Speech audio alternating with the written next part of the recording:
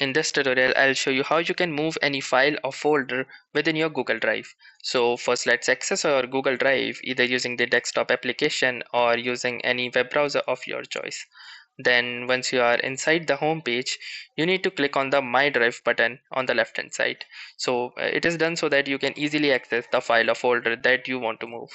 Then you can navigate to the file that you want to move to any other folder. So for example, I want this utils.js file to be moved to some other folder. So what I will do is simply click on these three vertical dots right here. And from here, I can see this organize button. Simply hover your cursor and you can see this move button.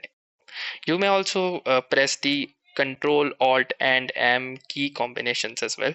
Then once you have clicked on the move button, a dialog box will appear asking you to where move the file.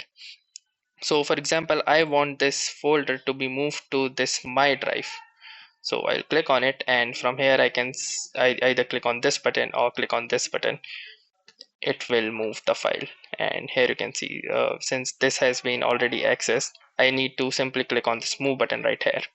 And from here you can see this message that utils.js has been moved from JS to My Drive. To verify that, we can simply go to My Drive, and here you can see that the utils.js has been moved to this folder right now. It is not like a shortcut. For example, this is a shortcut using which you can access the file, but the file will remain there.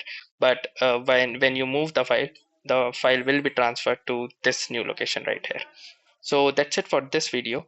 I hope you have liked the video. If you did, make sure to hit the like button as well.